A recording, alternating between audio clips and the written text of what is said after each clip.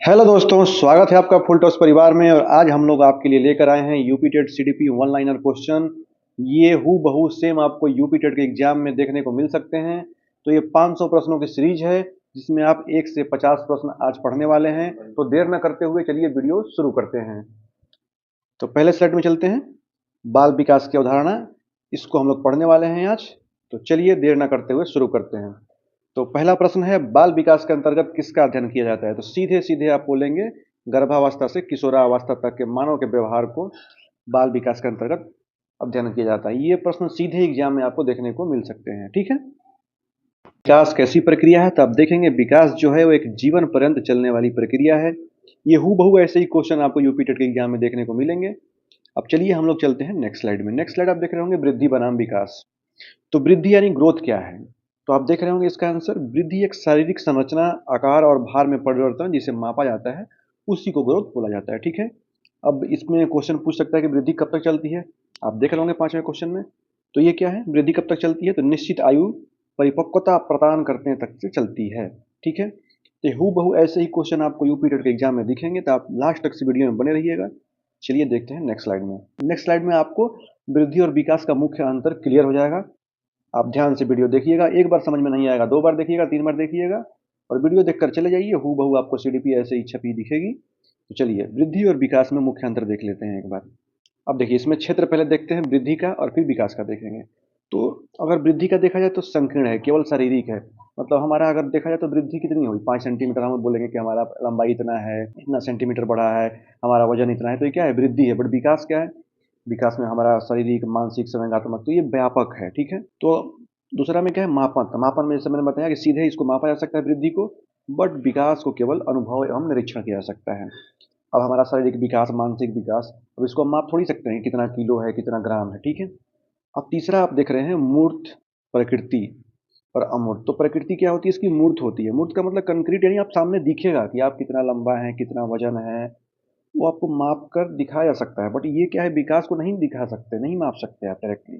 ठीक है, तो चलिए अब चलते हैं नेक्स्ट स्लाइड की ओर। नेक्स्ट हम देखेंगे विकास के सिद्धांत, प्रिंसिपल ऑफ डेवलपमेंट। ठीक है, वीडियो में बने रहिए, आपको सब कुछ क्लियर होने वाला है लाइन बाय लाइन। तो विकास निरंतरता, यानी विकास कभी न रुकने वाली प्रक्रिया है, जन्म से मृत्यु तक चलती है। दूसरा आप देखेंगे व्यक्तिगत भिन्नता, प्रत्येक बालक के विकास की दर अलग अलग होती है। सबका अपना अपना चरण होते हैं। देखेंगे कोई इंटेलिजेंट होता है, कोई मतलब क्रिएटिव माइंड होता है, कोई मंदबुद्धि होता है, कोई मूढ़ बुद्धि होता है। तो बहुत सारी भिन्नताएं देखने को मिलती हैं। नेक्स्ट देख रहे हैं सामान्य से विशिष्ट। तो बालक पहले सामान्य क्रियाएं करता है और उसके बाद फिर उसको विशिष्ट क्रियाएं करता है। ठीक है, अब चलिए कुछ स्पेशल आपको दिखाते हैं इसमें क्वेश्चन। तो विकास की दिशा का सिद्धांत, देखिए ये प्रश्न हूबहू ऐसे ही देखने को मिलेंगे। विकास की दिशा कैसे होती है, तो आप ध्यान रखेंगे इसको सिफेलोकॉडल ध्यान रखें, जिसमें सिर से पैर की ओर, ऊपर से नीचे स्टार्ट करेंगे, सिर से पैर की ओर और केंद्र से बाहर की ओर। ठीक है, वैसे आप ध्यान रखिएगा कि सर से चालू करिए और जाएगा कहाँ, पैर से, और उसके बाद केंद्र से चालू करिए और बाहर की तरफ रहेगा। ठीक है, तो विकास की दिशा कैसी है, सिर से पैर की ओर है। ठीक है, अब चलिए चलते हैं नेक्स्ट स्लाइड, नेक्स्ट क्वेश्चन में। अब 11वें नंबर क्वेश्चन देख रहे होंगे, एकीकरण का सिद्धांत। तो बालक पहले पूरे अंग को और फिर अंगों के भागों से चलाना सीखता है। ठीक है, अब चलिए हम लोग देखते हैं नेक्स्ट स्लाइड में। आपको ऐसे ही इंपॉर्टेंट क्वेश्चन देखने को मिलेंगे। अब आप देखेंगे मैचुरेशन यानी परिपक्वता से। इसमें सारे टॉपिक क्लियर किया जाएगा। ये सीरीज 500 प्रश्नों की सीरीज है, बस इतना देख के चले जाइए, यूपी टेट आपका क्लियर हो जाएगा। ठीक है, अब आते हैं मैचुरेशन क्या है, यानी परिपक्वता क्या है। तो परिपक्वता आंशिक रूप से निर्धारित जैविक विकास की प्रक्रिया है। ठीक है, ये आनुवंशिक रूप से निर्धारित है जैविक विकास की एक प्रक्रिया है। अब परिपक्वता का प्रशिक्षण पर प्रभाव क्या पड़ता है? तो कोई प्रभाव नहीं पड़ता, ये ऑटोमेटिक प्रक्रिया है। ठीक है, इससे प्रशिक्षण पर कोई प्रभाव नहीं पड़ने वाला है। अब आपको ले चलते हैं नेक्स्ट स्लाइड में। अब हम लोग देखेंगे अधिगम, लर्निंग, सीखना और उसके सिद्धांत। ये भी काफी इंपॉर्टेंट चैप्टर है। अब वीडियो पूरा देखिएगा, समझ में नहीं आएगा दोबारा देखिएगा। वैसे उम्मीद करते हैं कि एक ही बार में समझ में आ जाए और आप इसको रट के जाइए। पूरा हूबहू ऐसे ही छपे हुए क्वेश्चन देखने को मिलेंगे, सारे प्रीवियस ईयर के क्वेश्चन हैं। ठीक है, अब देखिए अधिगम की अवधारणा है। तो लर्निंग क्या है? लर्निंग का सरल अर्थ है अनुभव और प्रशिक्षण के द्वारा व्यवहार में अस्थायी परिवर्तन। हम कुछ भी लर्निंग करते हैं तो उसमें हमें जो एक्सपीरियंस होता है, जो सीखते हैं, जो प्रैक्टिस करते हैं, तो उससे जो हमारे व्यवहार में परिवर्तन जो होता है, उसी को लर्निंग यानी कि अधिगम कहते हैं। नेक्स्ट क्वेश्चन देख रहे होंगे, अधिगम कैसी प्रक्रिया है?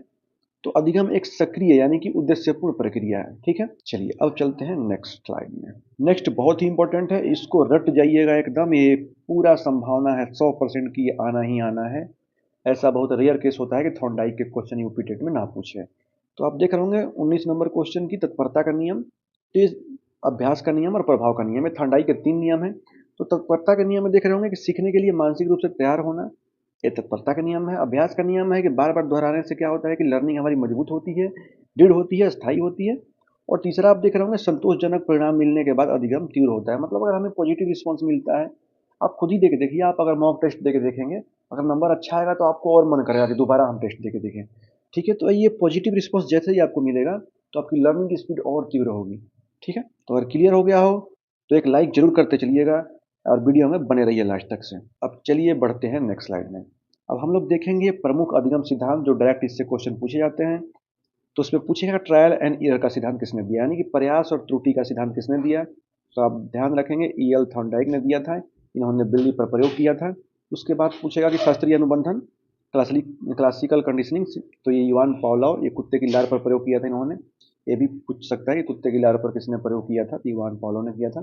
ठीक है, चलिए चलते हैं अब नेक्स्ट क्वेश्चन नंबर 25। इसमें बोला है कि सूझ का सिद्धांत यानी इनसाइट थ्योरी किसने दिया था। इनसाइट थ्योरी का सिद्धांत ये कोहलर ने दिया था, ये चिंपैंजी सुल्तान पे प्रयोग किए थे। और 26 नंबर देख रहे होंगे सोशल लर्निंग थ्योरी किसका है, तो अल्बर्ट बंडूरा का है।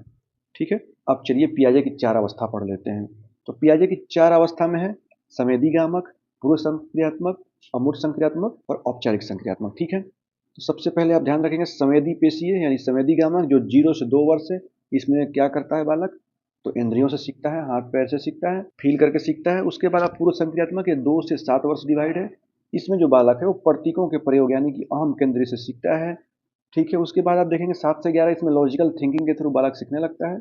और औपचारिक संक्रियात्मक इसको अमूर्त बोलते हैं, एब्स्ट्रैक्ट रीजनिंग। इसमें बालक की एब्स्ट्रैक्ट थिंकिंग विकसित हो जाती है, जैसे बालक का दिमाग में विचरण करने लगेगा, एरोप्लेन कैसे उड़ती है, बारिश कैसे होती है, तो उसका दिमाग जो है एब्स्ट्रैक्ट जो रीजनिंग है, एब्स्ट्रैक्ट थिंकिंग है, वो बढ़ने लगेगा। ठीक है, तो चलिए अब चलते हैं नेक्स्ट स्लाइड में। नेक्स्ट स्लाइड में देखेंगे सामाजिक एवं नैतिक विकास, जेडपीडी की अवधारणा किसने दी। तो ये बहुत ही इंपॉर्टेंट है, ये ध्यान रखेंगे। लेओ वायागोत्स्की ने सामाजिक सांस्कृतिक सिद्धांत दिया था, जोन ऑफ प्रोक्सिमल डेवलपमेंट की अवधारणा दिया था। ये बात ध्यान रखेंगे। 33 नंबर क्वेश्चन, नैतिक विकास का सिद्धांत लॉरेंस कोलबर्ग ने दिया था। इनके 3 स्तर और 6 अवस्थाएं हैं। अब चाहिए, अगर आपको इसका डिटेल वीडियो चाहिए, डिटेल लेक्चर चाहिए, तो बिल्कुल आप एक बार कमेंट बॉक्स में बताइएगा, मैं डिटेल में सब कुछ समझा दूंगा। और ये क्लासेस फ्री चल रही है, आप जी भर के इसको वीडियो को देखिए, लाभ उठाइए और एग्जाम्स में सफल हो जाइए। ठीक है, चलिए अब चलते हैं नेक्स्ट स्लाइड में। नेक्स्ट स्लाइड में देख रहे होंगे बुद्धि इंटेलिजेंस वन लाइनर। इसमें भी हु बहू एकदम ऐसे ही छपे हुए क्वेश्चन आपको दिखेंगे, ये प्रीवियस ईयर के भी क्वेश्चन है। इसमें मिक्स क्वेश्चन आपके मैंने दे दिए है, आप इसमें से सबको रट के जाइए और हु बहू ऐसे ही आपको दिखेंगे एग्जाम में। सबसे पहले बुद्धि क्या है, तो बुद्धि एक समायोजन और सीखने की योग्यता है। उसके बाद 35 नंबर क्वेश्चन देख रहे होंगे एक कारक सिद्धांत बुद्धि का किसने दिया, तो ध्यान रखेंगे अल्फ्रेड बिने ने दिया था। द्विकारक पूछेगा, जीएस फैक्टर, तो स्फीयरमैन ने। उसके बाद पूछेगा बहुबुद्धि सिद्धांत, तो ये हावर्ड गार्डनर ने दिया था। हावर्ड गार्डनर ने 8 प्रकार के बहुबुद्धि सिद्धांत बताए थे। फिर आईक्यू का सूत्र पूछ देगा, तो आप ध्यान रखेंगे mental age upon chronicle age, ठीक है, इंटू 100 कर दीजिएगा, ये है निकालने का फार्मूला। अब आपको दिखाते हैं मानसिक आयु की अवधारणा, तो ये दिया था अल्फ्रेड बिने ने 1908 ईस्वी में। ठीक है, अब चलिए चलते हैं नेक्स्ट स्लाइड में। सीखने का आदर्श काल किसे कहा जाता है, तो सीखने का आदर्श काल ये इन्फेंसी एज यानी कि शैशवावस्था को कहा जाता है। ये वैलेंटाइन के अकॉर्डिंग उन्होंने बोला था कि सीखने का आदर्श काल शैशवावस्था है। तो ये बात ध्यान रखिएगा। ये यूपी टेट का फेवरेट क्वेश्चन आ रहा है, टोली की आयु। ध्यान रखें, गैंग एज किसे कहा जाता है, तो चाइल्डहुड को कहा जाता है। ये क्वेश्चन आप ध्यान रखिएगा, बार बार पूछा जाता है कि गैंग एज किसको कहा जाता है, तो बाल्यावस्था को कहा जाता है, यानी चाइल्डहुड स्टेज को। ठीक है, चलिए चलते हैं हम नेक्स्ट, शिक्षण और समावेशी शिक्षा। इसमें आप देख रहे होंगे इंक्लूसिव एजुकेशन क्या है, यानी समावेशी शिक्षा क्या है, तो सभी बालक को बिना भेदभाव के एक साथ बैठा के शिक्षा देना, ये समावेशी शिक्षा है। इसमें कोई भेदभाव नहीं किया जाता, सबको समान शिक्षा दी जाती है, सबको एक नजर से देखा जाता है।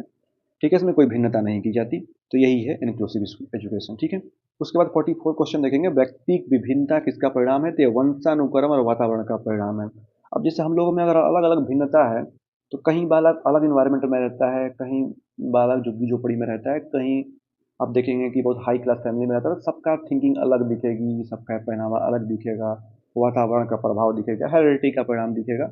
तो ये जो भिन्नता किस पे है, तो ये आपके माता पिता, आपके इन्वायरमेंट सब पे डिपेंड करता है। तो ये आप जब क्वेश्चन आएगा तब क्या करेंगे, वंशानुक्रम और वातावरण की जो अंतःक्रिया होती है उससे भिन्नता का ये परिणाम होता है। ठीक है, अब चलते हैं नेक्स्ट। अब ये इंपॉर्टेंट थॉट टाइप का, इसको ध्यान रखिएगा, 46 से 50। इसमें सृजनात्मकता जो क्रिएटिविटी बोलते हैं, इसमें नवीनता और मौलिकता की क्षमता है। ऐसे ही 47 अभिप्रेरणा क्या है, तो कार्य जारी रखने की एक प्रक्रिया है। ऐसी मापन पूछेगा तो मात्रात्मक अंकों में व्यक्त करना, और मूल्यांकन गुणात्मक मूल्य का निर्धारण। अब एक सबसे इंपॉर्टेंट आप देख लीजिए, सीसीई का पूर्ण रूप क्या है, तो ये पूछ देगा। सीसीई का पूर्ण रूप क्या है ये पूछेगा तो ध्यान रखेंगे, सतत एवं व्यापक मूल्यांकन, यानी कंटिन्यूअस एंड कॉम्प्रिहेंसिव इवेल्युएशन।